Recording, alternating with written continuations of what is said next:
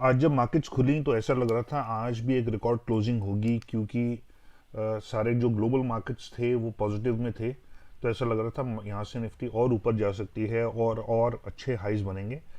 लेकिन कुछ समय ऊपर जाने के बाद और गैप अप ओपनिंग खुली, उसके बाद कुछ और ऊपर गई, लेकिन उसके बाद से प्रॉफिट बुकिंग आ गई और दोनों इंडाइसेस जो हैं वो नीचे बंद हुए। निफ्टी तो एक टोकन अमाउंट के बेसिस से 1.25 पॉइंट नीचे बंद हुई, लेकिन बैंक निफ्टी में आज काफ़ी ज़्यादा बड़ी रेंज थी, ऑलमोस्ट 1000 पॉइंट की रेंज थी। और फाइनली जो क्लोजिंग हुई वो 207 पॉइंट हुई। और अभी भी जब मैं वीडियो बना रहा हूँ तो एसजीएक्स निफ्टी जो है माइनस में है। और आज निफ्टी का जो ओपनिंग था वो 57 पॉइंट ऊपर था, हाई गया 117 पॉइंट ऊपर, नीचे गया माइनस में 70 पॉइंट नीचे अपनी पिछली क्लोजिंग से, और फाइनली 1 पॉइंट नीचे बंद हुआ। और जो आज के गेनर्स थे निफ्टी में वो थे power grid, ONGC, Tata steel और हिंडाल्को। और जो लूजर्स थे आज वो मेनली बैंकिंग स्टॉक्स थे, जिसमें एक्सिस बैंक और ICICI bank were the biggest losers in Nifty. और उसके अलावा आइशर और नेस्ले भी आज नेगेटिव में थे। ये तो मेन स्टॉक्स में बता रहा हूँ। सिमिलरली अगर हम बैंक निफ्टी की बात करें तो 186 पॉइंट्स ऊपर खुला, 402 पॉइंट तक ऊपर गया पिछले क्लोजिंग के मुकाबले, 544 पॉइंट्स नीचे भी गया नेगेटिव में, और फाइनली क्लोज हुआ 207 पॉइंट नीचे। और जो मेन गेनर्स थे बैंक निफ्टी के वो थे बंधन बैंक, आरबीएल बैंक और कोटक बैंक। और जो मेन लूजर्स थे बैंक निफ्टी के वो थे एक्सिस बैंक, आईसीआईसीआई बैंक और स्टेट बैंक ऑफ इंडिया। तो ये आज की समरी है निफ्टी और बैंक निफ्टी की। पर आने वाले दिनों में हो सकता है कि प्रॉफिट बुकिंग शुरू हो भी जाए और आप काफ़ी नीचे के लेवल्स भी देखें। तो इन एनी केस वीडियो शुरू करते हैं और ये देखते हैं कि कल कौन कौन से स्टॉक्स में आप इंटरडे पोजीशन लेके कुछ अच्छे प्रॉफिट्स बना सकते हैं। सबसे पहला हमारा स्टॉक है बायोकॉन। तो बहुत ही शार्प फॉल के बाद में यहाँ कंसोलिडेट किया 380 के लेवल्स के आसपास में, और उसके बाद से कुछ दिन ऊपर गया, फिर कुछ कई दिन कंसोलिडेट किया और आज फिर से अपनी अपवर्ड मूवमेंट रिज्यूम की है। और देखिए स्टॉकेस्टिक्स और विलियम्स भी ऊपर जा रहे हैं, अब आरएसआई भी ऊपर जा रहा है। यहाँ पे तो आरएसआई 30 से नीचे आ गया था, लेकिन अब सब चीज़ें ऊपर जानी शुरू हो गई हैं और ये भी अपने मूविंग एवरेजेस से ऊपर क्लोज होना शुरू हो चुका है। तो कल ऐसा लगता है कि ये ऊपर जा सकता है। तो कल अगर ये 418 से ऊपर ट्रेड करे और ऊपर का ट्रेंड दिखाए तो इसमें एक बाइंग पोजीशन ली जा सकती है, स्टॉप लॉस रखा जा सकता है 415 का। मेरा ईमेल आईडी है investwise0070@gmail.com। तो अगर आप अपने ब्रोकर के पास ब्रोकरेज रेट बहुत हाई पे कर रहे हैं, यहाँ पर मैं ब्रोकर की सर्विसेज से सेटिस्फाइड नहीं है क्योंकि आपको कुछ सर्विसेज नहीं मिलती हैं, या आपका कोई आरएम नहीं है, या आपको कोई गाइड करने वाला नहीं है कि आप कौन सा स्टॉक कब खरीदें, कब तक होल्ड करें, कब बेचें, किन रेट्स पे बेचें, किन रेट्स पे खरीदें। तो ये चीज़ें आपको जब तक गाइड करने वाला कोई नहीं होगा, आपके प्रॉफिट्स बहुत ही लिमिटेड बनेंगे, या हो सकता है आपके प्रॉफिट्स की जगह लॉसेस भी बने। तो अगर आप अच्छी गाइडेंस चाहते हैं और ब्रोकरेज रेट्स भी कम चाहते हैं तो आप मुझे लिख सकते हैं। मैं आपका अकाउंट एक बहुत ही रिप्यूटेड ब्रोकिंग हाउस के साथ खुलवाऊंगा, जिसमें आपके ब्रोकरेज रेट्स तो बहुत कम होंगे ही होंगे, साथ में आपको सर्विसेज भी काफ़ी बेटर मिलेंगी, और मैं आपको पर्सनली गाइड भी करूंगा कि आपको कौन सा स्टॉक कब खरीदना चाहिए, किस प्राइस पे कब बेचना चाहिए, किस प्राइस पे। तो आपको काफ़ी ज़्यादा बेनिफिट मिलेगी, लेकिन आपको ये तभी मालूम चल सकता है जब आप मेरे साथ जुड़ें और मुझे अपने आपको गाइड करने का मौका दें। तो आप मुझे लिख सकते हैं इस ईमेल एड्रेस पे। और अगर आप मेरे टेलीग्राम चैनल के मेंबर नहीं हैं या मुझे ट्विटर पे फॉलो नहीं करते हैं तो दोनों के लिंक डिस्क्रिप्शन में दिए हुए हैं, आप वहाँ पे क्लिक करके मुझे फॉलो कर सकते हैं या मेरा चैनल ज्वाइन कर सकते हैं।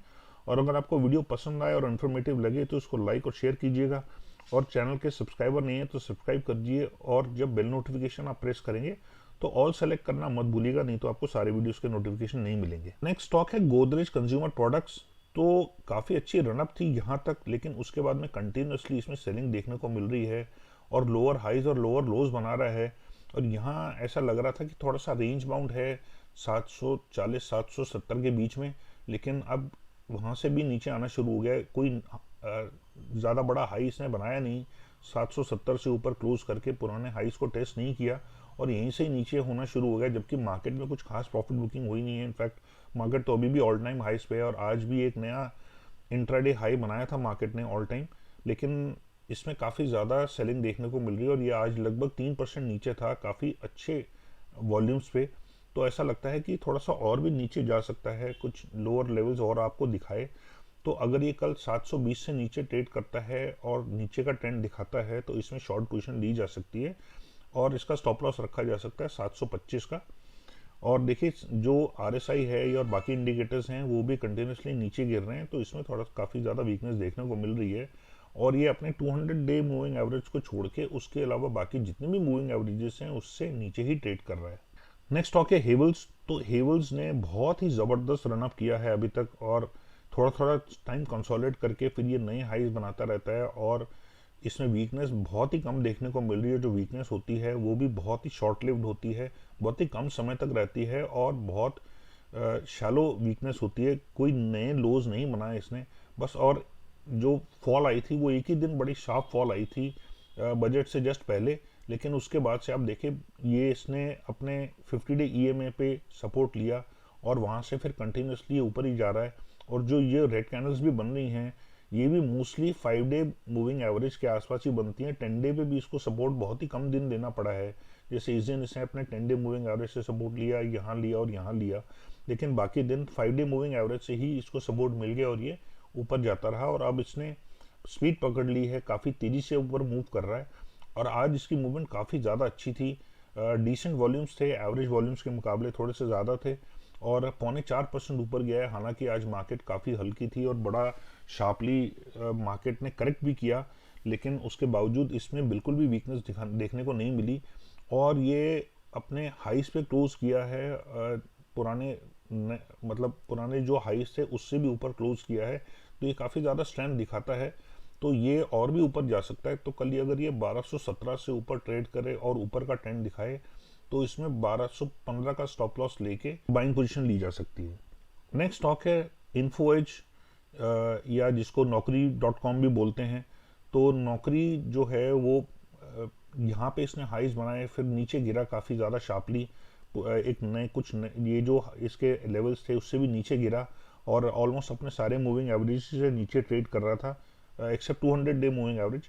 और उसके बाद इसने थोड़ा सा फिर ऊपर जाने की कोशिश की, अपने पुराने हाइस को टेस्ट करने की कोशिश की, लेकिन लगभग 5400-5600 के बीच में इसको रेजिस्टेंस मिल रही है और ये 5600 से ऊपर क्लोज नहीं कर पाया किसी भी दिन। अगर आप देखें यहाँ पे इसने अटेम्प्ट किया, फिर यहाँ पे ऊपर तो गया लेकिन क्लोजिंग इसकी जो है वो रेड में हुई। उसके बाद यहाँ पे नीचे शॉर्ट रह गया 5400 के आसपास में, फिर इसने नीचे जाके फिर एक बाउंस बैक किया है लेकिन 5600 के लेवल से नीचे ही रहा क्लोजिंग इसकी। और उसके बाद में आज काफ़ी ज़्यादा स्ट्रॉन्ग ऑलमोस्ट 0.8% नीचे क्लोज हुआ, काफ़ी ज़्यादा शार्प फॉल थी और वॉल्यूम्स भी काफ़ी ज़्यादा स्ट्रॉन्ग थे। तो ऐसा लगता है कि अब यहाँ से क्योंकि ये ऊपर के लेवल्स नहीं नए हाइज नहीं बना पा रहा है तो यहाँ से और नीचे जाएगा। तो अगर कल ये 5090 से नीचे ट्रेड करता है और नीचे का ट्रेंड दिखाता है तो 5100 का स्टॉप लॉस लेके इसमें एक सेलिंग पोजीशन ली जा सकती है। और बाकी देखिए सारे इंडिकेटर्स जो हैं RSI हो गया, स्टोकेस्टिक्स हो गया, विलियम्स हो गया, ये भी अब नीचे मूव करना शुरू हो गए हैं, तो इसमें काफ़ी ज़्यादा वीकनेस आपको देखने को मिल सकती है। नेक्स्ट स्टॉक है हमारा इन्फोसिस। तो काफ़ी अच्छी मूवमेंट ऊपर तक यहाँ तक थी, करीब 1375 तक भी गया और ऑलमोस्ट 1400 तक भी गया इनफैक्ट। उसके बाद नीचे इसमें सेलिंग आई, फिर हल्की सी इसमें बाइंग आई, लेकिन अगर आप देखें तो बजट के बाद में हालांकि मार्केट ने बहुत ज़बरदस्त परफॉर्मेंस दिया है, 15% से भी ज़्यादा ऊपर जा चुकी है मार्केट अभी तक, लेकिन इसमें कुछ खास ज़्यादा मूवमेंट देखने को मिली नहीं है। और 1325 का जो लेवल है वो इसके लिए काफ़ी ज़्यादा बड़ा रेजिस्टेंस अभी तक साबित हो रहा है। इसने कुछ नए हाइज बनाने की कोशिश नहीं की है, इस लेवल को तोड़ के इन लेवल्स को टेस्ट करने की फिलहाल कोशिश नहीं की है और 1325 ही इसके लिए हर्डल साबित हो रहा है। और सारे जो मूविंग एवरेज हैं एक दो को छोड़ के, जैसे 50 डे और 200 को छोड़ के बाकी सारे कन्वर्ज हो चुके हैं। तो जो लेयरिंग होती है मूविंग एवरेज की वो भी ख़त्म हो चुकी है। तो यहाँ से ये फ़िलहाल तो अपने जो बाकी मूविंग एवरेजेस हैं उनसे नीचे ट्रेड कर रहा है और यहाँ पे वीकनेस देखने को मिल रही है। RSI भी देखिए धीरे धीरे नीचे आ रही है और विलियम्स भी नीचे आ रहा है। तो ऐसा लगता है कि यहाँ से थोड़ी सी हमें और वीकनेस देखने को मिल सकती है, क्योंकि आज वॉल्यूम्स भी काफ़ी ज़्यादा अच्छे थे और हालांकि मार्केट गैप अप खुली लेकिन इसमें कुछ खास अपर शेडो बना नहीं और ये बल्कि गैप अप की जगह गैप डाउन खोला है पिछले दिन के मुकाबले। तो और अपना जो लोअर शेडो था उसमें भी कुछ खास नहीं है, तो दैट मीन्स अपने लोस के काफ़ी ज़्यादा करीब ये बंद हुआ है। तो ये थोड़ी सी और वीकनेस देखने को मिल सकती है। तो कल ये 1285 से अगर नीचे ट्रेड करे और नीचे का ट्रेंड दिखाए तो उसमें 1300 का स्टॉप लॉस लेके इसमें एक सेलिंग पोजीशन ली जा सकती है। तो ये थे हमारे स्टॉक्स जिनमें आप इंट्राडे पोजीशन दे सकते हैं। Thank you so much for watching, और आपको आई होप वीडियो पसंद आई होगी, और इसको लाइक और शेयर कीजिएगा, और सब्सक्राइबर नहीं है तो सब्सक्राइब कीजिएगा। And take care and God bless.